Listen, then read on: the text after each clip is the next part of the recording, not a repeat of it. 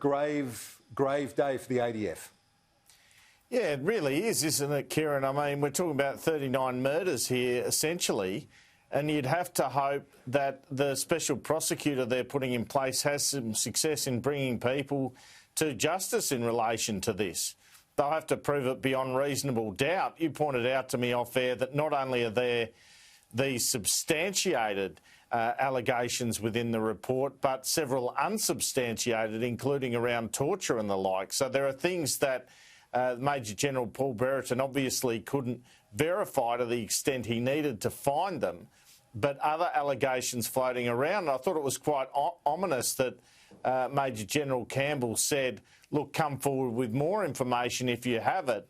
Also very significant that an entire squadron of the SAS has been disbanded on the spot. Squadron number 2, which of course Ben Roberts-Smith was a part of. We know that he's been suing the 9 newspapers over stories around alleged wartime atrocities.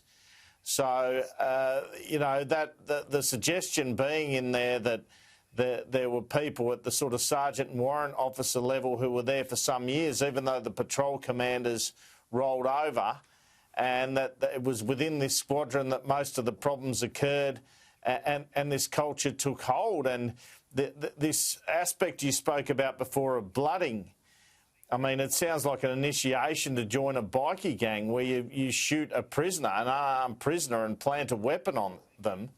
It really is the stuff of Hollywood movies, isn't it, on wartime atrocities, and maybe will become the subject of one, but it is shocking, and it's a shocking realisation for Australians. We've always seen our ADF as the good guys, and for this culture to take hold, even if it only was some bad eggs or one squadron or whatever, is really concerning, and as the head of the Defence Force said, disgraceful.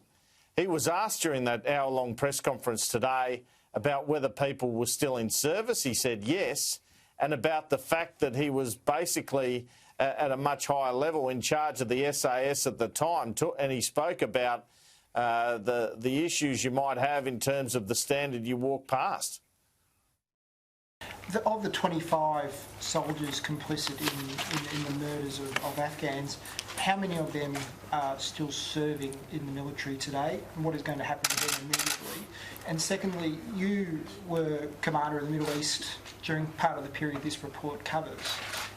Obviously, the report exonerates people further up the chain of command, like in positions like yourself. But do you feel any sort of personal sort of things, any regret, anything that in hindsight you go, geez, I wish I had done something about that back then, or anything like that? With regard to that latter part of your question, I think there are many, many people at all sorts of levels across the Defence Force involved in operations in Afghanistan or in support of those operations who do wonder, what didn't they see? What did they walk past? What did they not appreciate they could have done to prevent this? And I think it will carry in the consciousness of perhaps a generation.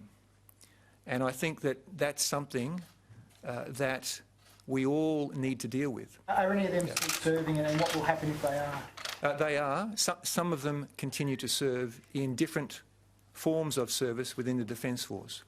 I've directed the Chief of Army to, on a case-by-case basis, review the circumstance and nature of that service, and he will be doing that immediately.